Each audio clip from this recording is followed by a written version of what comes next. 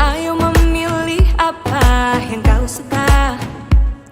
Merdeka belajar wujud yang nyata. Raih mimpimu juga cita-cita. Generasi emas Indonesia. Profil pelajar Pancasila tanamkan di dalam dada. Profil pelajar Pancasila, cerdas berkarakter itu kita.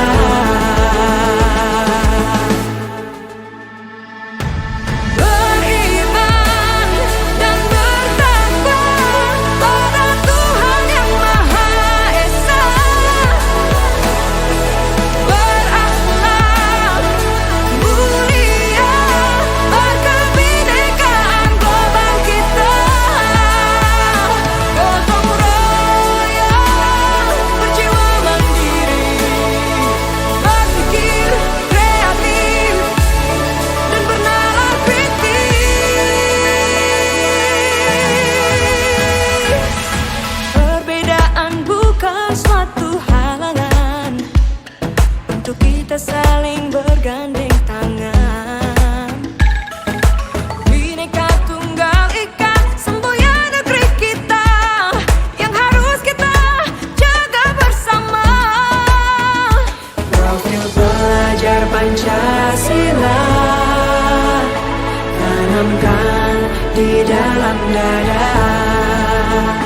Profil pelajar Pancasila, cerdas berkarakter itu kita.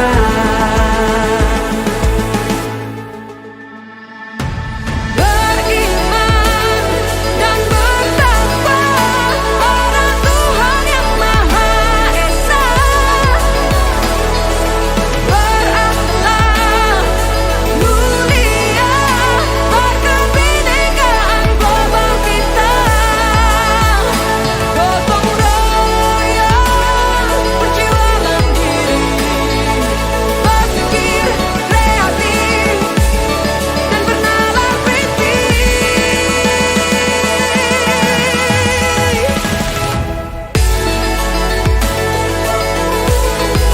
Profil pelajar Pancasila.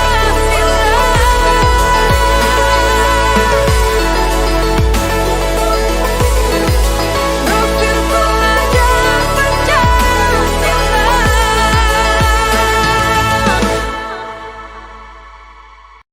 Satu, dua, tiga, semangat lagi.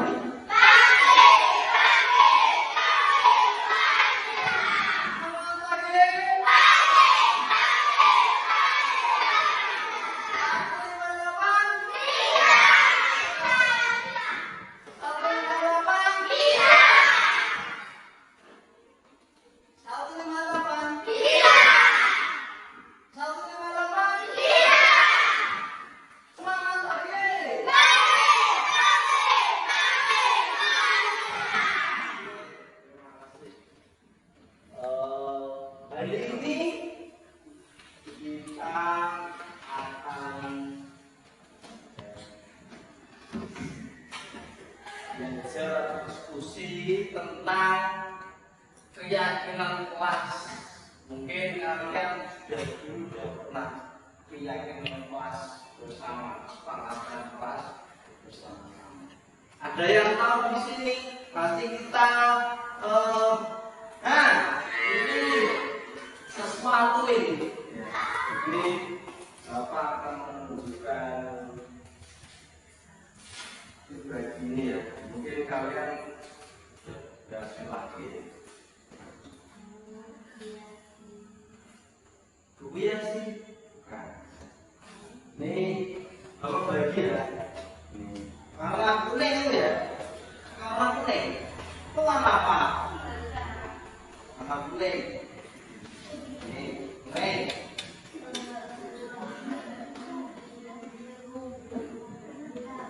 Nih, ada warna.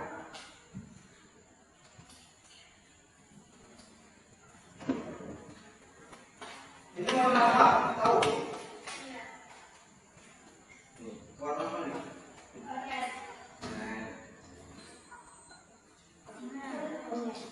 Jadi warna pink. Biasanya yang pink itu yang mana? Siapkan pena.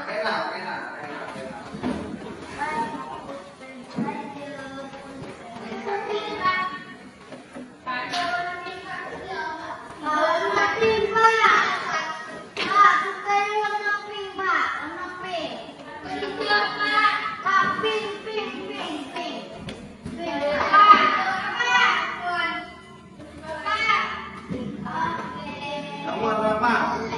Pilih warna apa?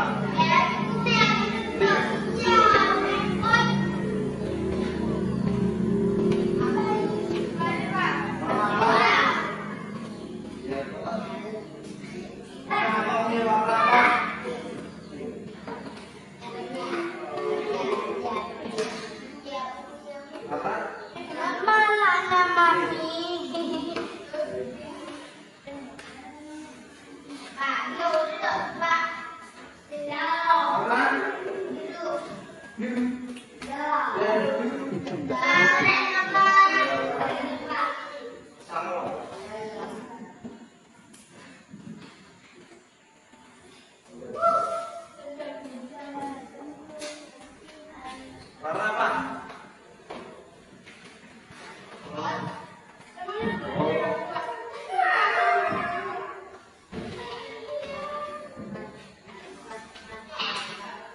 Oke ya.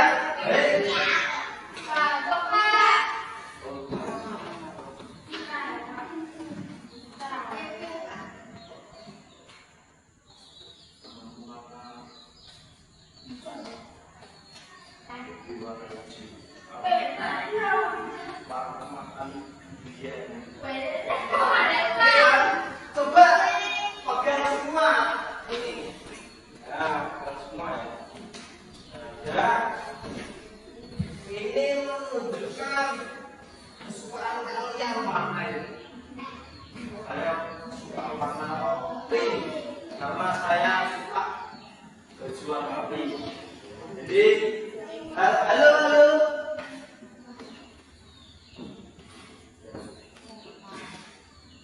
Semangat lagi.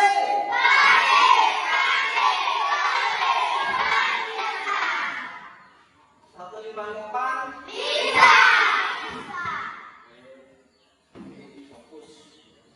Nanti kita akan membuat kesepakatan kelas. Ya. Di kelas itu tidak boleh ngapain. Contoh kecil ya. Di kelas tidak boleh makan. Ya udah. Kalau makan boleh bisa ditulis tidak boleh sama, harus beda-beda.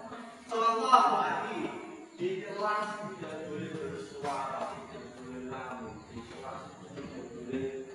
Kita buat kesepakatan kelas. Ya, boleh. Lebih dari satu boleh. Satu, tidak boleh apa. Dua, tidak boleh apa. Di kelas tidak boleh apa. Makan ya. Nomor satu apa? Lima boleh. Satu, dua, tiga, empat, lima. Di kelas dilarang apa? Terserah kalian. Jadi tulis. Ya. Kesepakatan kelas kita apa? Kesepakatannya tidak boleh makan, tidak boleh minum, tidak boleh ngobrol, tidak boleh apa lagi? Lari-lari dan tidak tidur, semangat, fokus belajar ya.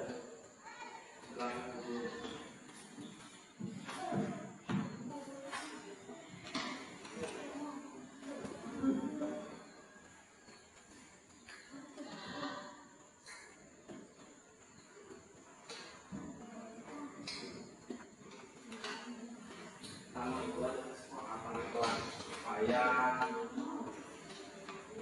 kita harus berseru.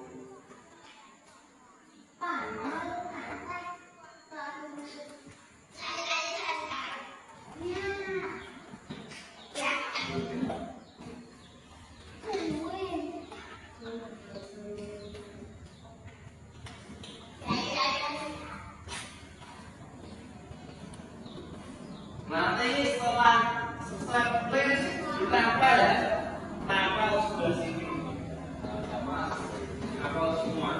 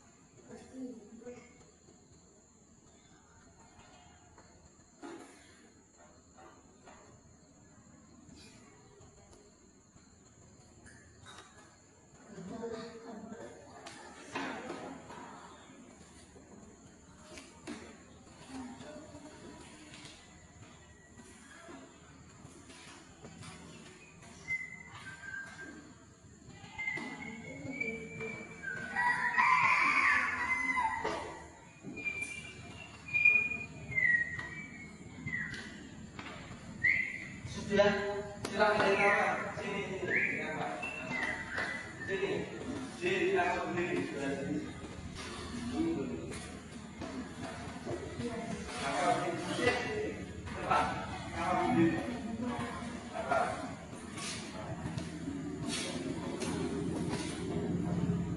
Oke, tepuk tangan.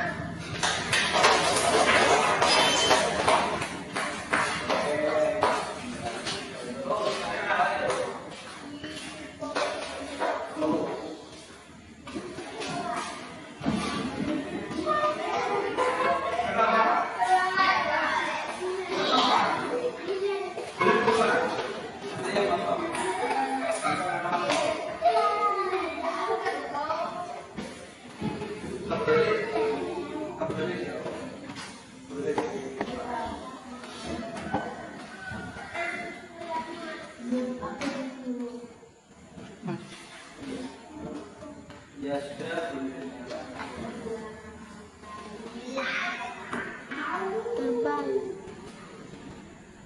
Kenapa? Kenapa?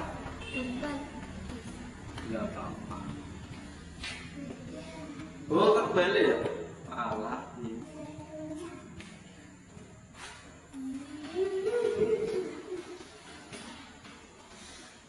Malah ini.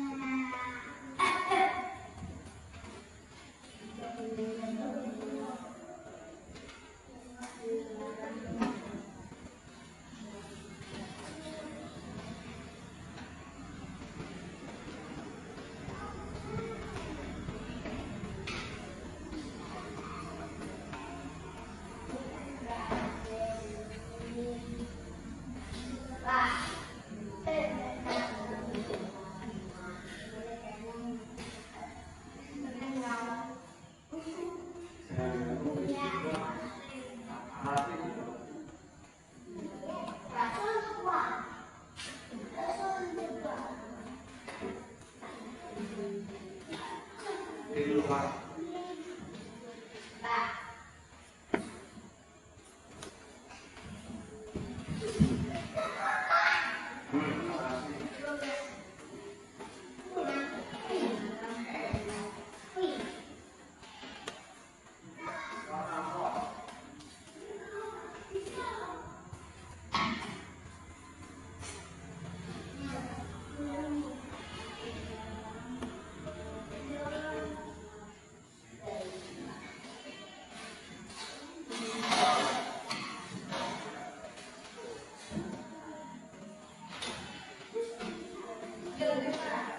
Ya, ayo Pak. Di lapangan.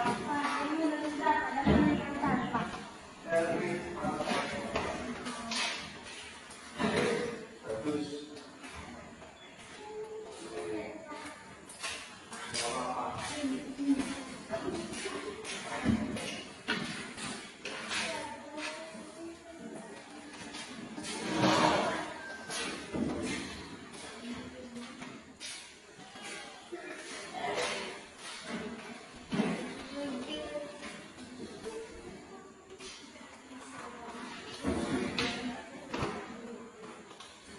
Dan kita kan? Kita tepuk tangan.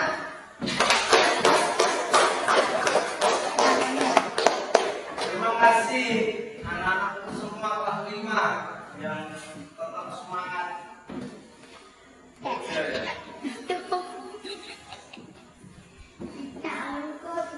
Kesepakatan kita ya di kelas harus kita buat pertama supaya ketika belajar dengan Bapak Ibu guru ya, belajar dengan nyaman. Kita istilahnya tuh asli apa tuh? Aman, sehat, rapi, indah.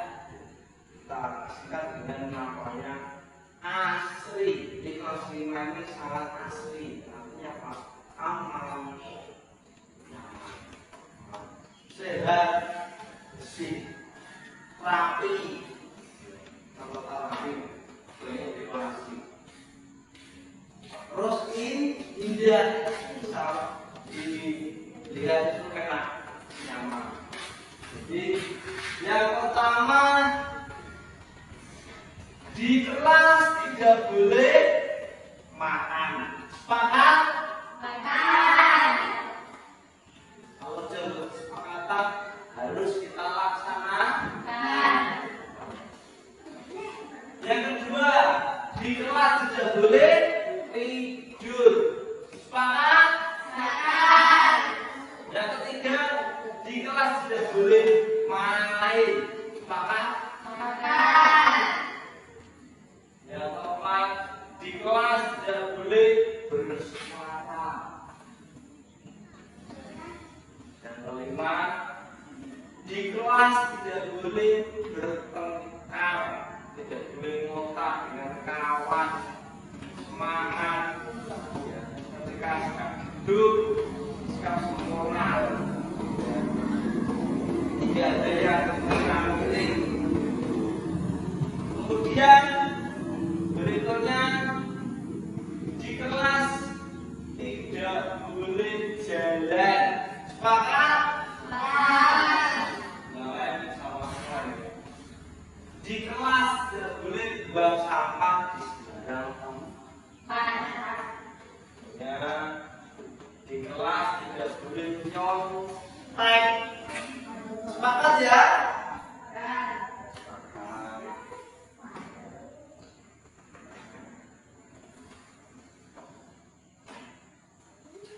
Kemudian sampai di kelas ya tidak boleh apa ya buku tidak boleh ditekan sama semua.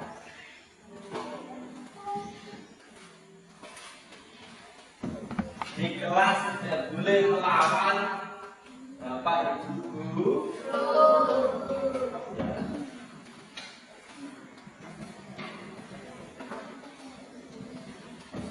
Di kelas tidak boleh merusak properti yang ada di kelas atau properti. Ini loh, ada beberapa hasil kalian. Ini kan properti milik kalian, aset kalian ini kelas apa ya? Cantik ya kan? Terus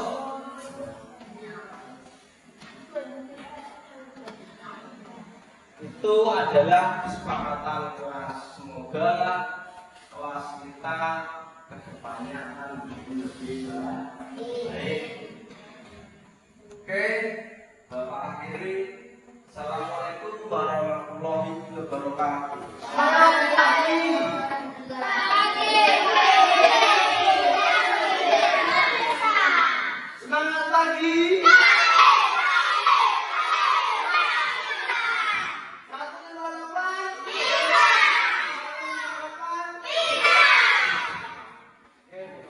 Assalamualaikum warahmatullahi wabarakatuh.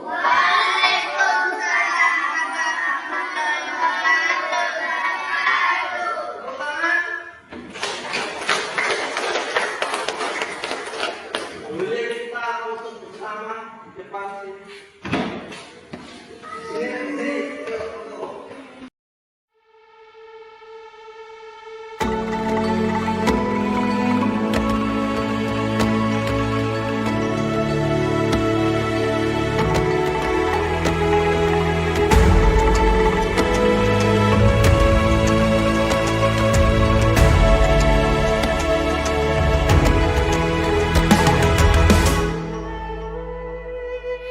Ayo memilih apa yang kau suka.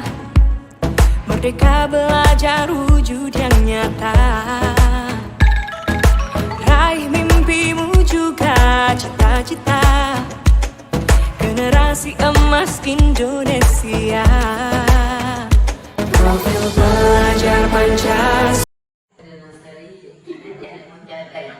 Bismillahirrahmanirrahim. Assalamualaikum warahmatullahi wabarakatuh. Waalaikumsalam warahmatullahi wabarakatuh.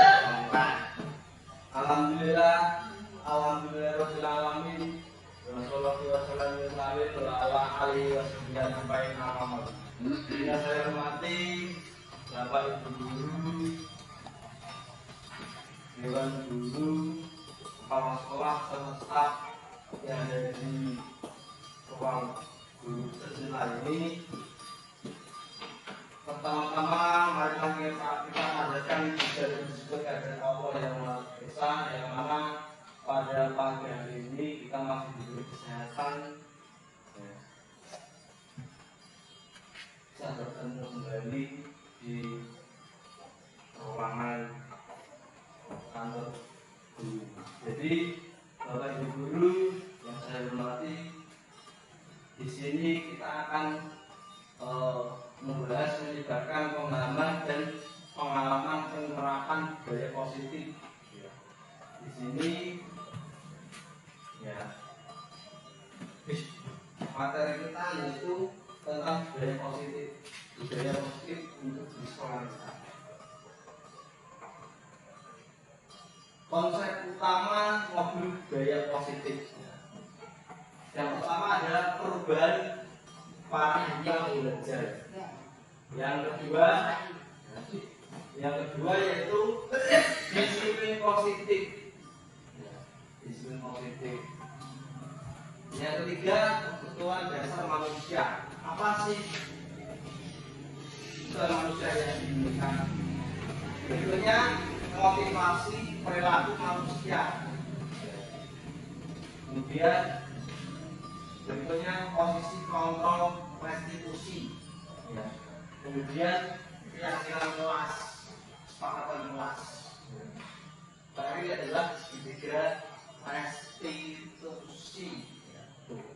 Jadi kita membahas konsep utama modul budaya positif. Berikutnya disiplin positif yang pertama. Dalam budaya kita, makna kata disiplin ini dimaknai menjadi sesuatu yang dilakukan seseorang untuk orang lain untuk mendapatkan kepatuhan. Kita cenderung menghubungkan kata disiplin dengan ketidaknyamanan Bapak Ibu dan siswa kita. Jadi sebagai pendidik, tujuan kita adalah menciptakan anak-anak yang memiliki disiplin diri sehingga mereka bisa berperilaku dengan mengacu pada nilai-nilai kebajikan universal dan memiliki motivasi intrinsik dan ekstraktif. Jadi harapan kita berbudaya disiplin, menerapkan kesisuan kita, datang tepat waktu dan tidak terlambat waktu sekolah. Jam lonceng 7:30 tentunya anak-anak tidak ada yang terlambat. Ya. Jadi nanti kalau ada terlambat kita membuat semangatan kelas. Berikutnya kebutuhan dasar manusia itu apa? Yang pertama dan tentunya bertahan hidup. Bertahan hidup pasti. Kalau kita nggak hidup, bagaimana? Caranya gimana? Mencari makan dan minum dan sebagainya, kerja ya. Kemudian yang kedua, kasih sayang dan rasa diterima dimanapun berada. Terus yang ketiga, penguasaan, penguasaan kita. Terus yang keempat, kebebasan, bebas kita, tidak terikat dengan siapapun di masyarakat. Yang berikutnya yang terakhir adalah kesenangan. Kesenangan. Lanjut. Motivasi perilaku manusia. Motivasi merupakan dorongan yang timbul pada diri seseorang secara sadar atau tidak sadar untuk melakukan suatu tindakan dengan tujuan tertentu. Yang pertama, menghindari ketidaknyamanan dan hukuman. Murid melakukan disiplin diri karena ia takut untuk dihukum. Berangkat sekolah telat 10 menit kena hukuman, suruh membersihkan lapangan sekolah, WC dan sebagainya. Ini merupakan motivasi ekstrinsik. Berikutnya, mendapat imbalan atau penghargaan dari orang lain. Murid melakukan disiplin diri karena ingin mendapatkan imbalan. Ini merupakan motivasi ekstrinsik yang tadi. Berikutnya, menghargai nilai-nilai kebajikan diri sendiri. Murid melakukan disiplin diri karena sadar akan nilai kebajikan dirinya. Ini merupakan motivasi insentrik. Oke. Berikutnya, konsep disiplin identitas gagal. Yang pertama adalah hukuman. Kalau kita mendengar kata hukuman pasti di pikiran kita ya pasti yang pertama menyakitkan ya. Terus tidak nyaman. Dulu kita pernah sekolah ya, di SD, SMP, madrasah atau lain sebagainya. Ketika dihukum oleh guru kita pasti yang pertama rasanya di dalam hati menyakitkan, tidak nyaman ya. Takut murid ya. Memaksa ya. Murid menyembunyikan kesalahan ya. Murid menjadi rendah diri itu tahu. Yang berikutnya penghargaan tidak efektif ya. Merusak hubungan atau sifat iri, mematikan kreativitas, menghukum dengan sistem ranking, merampas dan menghargai diri. Bapak Ibu lanjut berikutnya. Ya. Kemudian konsep disiplin identitas sukses berikutnya yaitu konsekuensi. Konsekuensinya penguatan jangka pendek, perlu monitoring berkelanjutan, stimulus, respon, murid menghormati peraturan yang ada di lingkungan sekolah kita, berikan waktu untuk merenungi kesalahan, itu adalah konsekuensi. Berikutnya adalah restitusi, murid bertanggung jawab untuk perilakunya. Contoh segitiga restitusi itu Bapak Ibu, contoh ada beberapa kasus misalkan anak itu ketika ulangan mencontek temannya, itu adalah kasus segitiga restitusi. Caranya gimana? Dipanggil kantor, diajak kasih pengarahan, itu adalah segitiga restitusi. Terus seperti itu. Ada anak tadi yang sakit pernah datang sekolah, seharusnya setengah 8 belum masuk, kadang anak itu jam 8 baru datang, itu termasuk kasus segitiga restitusi. Caranya gimana? Kita panggil kasih pengarahan. Kalau masih kayak gitu, panggil orang tuanya, ajak kerjasama. Berikutnya fokus pada pemecahan masalah jangka panjang. Murid menghormati dirinya dan orang lain. Berikutnya teori pengontrol. Ya. Kemudian murid bersemangat untuk membuat kesalahan.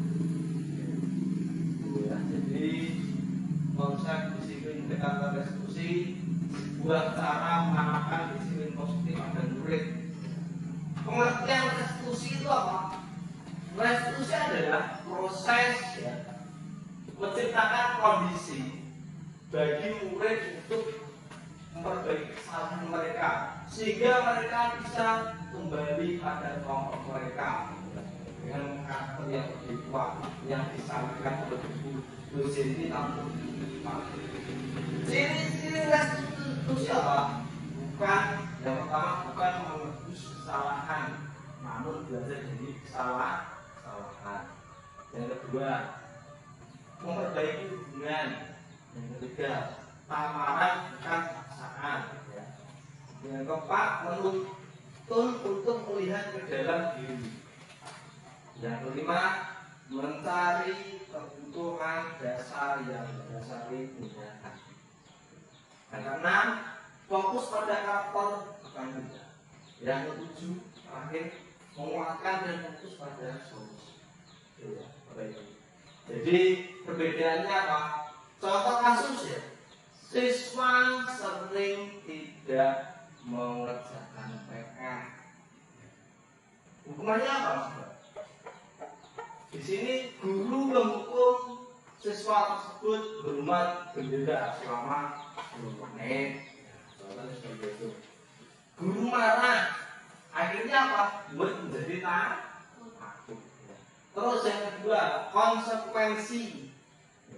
Jadi beda, hukuman, konsekuensi, restitusi itu beda-beda. Jadi yang berikutnya konsekuensi itu guru memberikan konsekuensi untuk mengerjakan PR-nya saat istirahat atau dikerjakan sebanyak 3 kali lipat, itu adalah konsekuensi. Contohnya,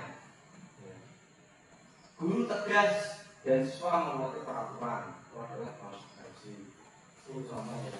Berikutnya restitusi. Perbedaannya apa? Guru menanyakan keyakinan kelas atau dirinya dengan membantu siswa menyelesaikan masalah. Berikutnya, guru terbuka dan siswa menghormati dirinya dan orang lain. Ini 5 posisi kontrol restitusi. Yang pertama adalah penghukum. Yang kedua, membuat rasa bersalah. Berikutnya, teman. Berikutnya lagi, pemantau. Terus yang terakhir adalah manajer. Manajer ini mengontrol siswa kita. Contoh lagi ya. Contoh penerapan 5 posisi kontrol apa? Kasus yang pertama, siswa tidak memakai atribut lengkap saat upacara bendera. Penghukum berarti ya. Karena apa itu aturan hukum sekolah kalau berdiri di depan besar. Seperti contoh penerapannya. Terus membuat rasa bersalah. Berapa kali guru harus memberitahu kamu? Ibu sangat kecewa sama kamu. Contohnya seperti itu. Terus teman, beri teman ya. Ayolah, yang penting buat ibu bangga. Kali ini tidak apa-apa salah. Terus sebagai pemantau, kamu sudah melanggar apa peraturan dan konsekuensinya. Itu seperti itu pemantau. Kalau pemantau. Terus sebagai manajer, apakah kamu tahu kesalahannya? Nah, seperti itu. Jadi bagaimana kira-kira kamu akan memperbaiki kesalahan? Itu termasuk manajer. Oke. Terus keyakinan kelas. Mengapa keyakinan kelas? Mengapa kok tidak peraturan kelas ya? Jadi mengapa kita memiliki peraturan tentang penggunaan? Contoh ya, mengapa kita memiliki peraturan tentang penggunaan helm pada saat mengendarai motor atau roda 2 atau motor? Mengapa kita memiliki peraturan tentang penggunaan masker dan mencuci tangan setiap saat? Coba kalau nggak ada peraturan memakai helm, Bapak itu apa yang akan terjadi? Kecelakaan. Ya, akhirnya apa? Terus, mengapa kita memakai masker pada saat COVID? Supaya aman, tidak kena COVID. Seperti itu.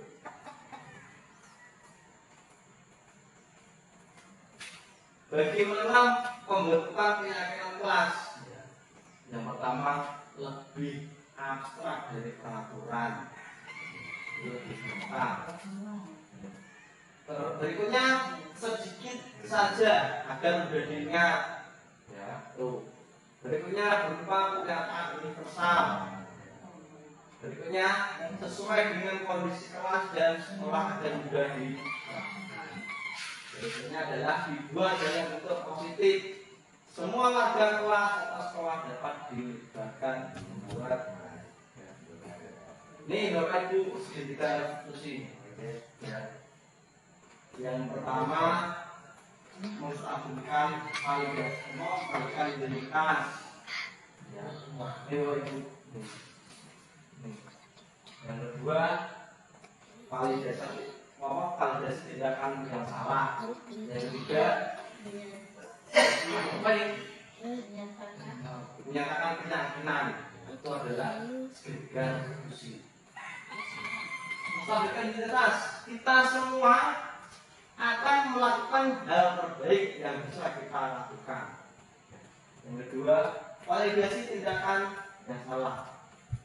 Semua perilaku memiliki alasan. Yang ketiga, menanyakan keyakinan. Ya, kita semua memiliki motivasi untuk internal proses tersebut. Terima kasih. Jadi, bila kita ingin membuat kemajuan perlahan-lahan sedikit-sedikit, ubahlah sikap atau perilaku Anda. Namun bila kita ingin memperbaiki cara-cara utama kita, maka kita perlu mengubah kerangka asuhan kita. Ubahlah bagaimana Anda melihat dunia, bagaimana Anda berpikir tentang manusia. Ubahlah paradigma Anda, skema pemahaman dan penjelasan aspek-aspek tertentu yang kan ya, selesai.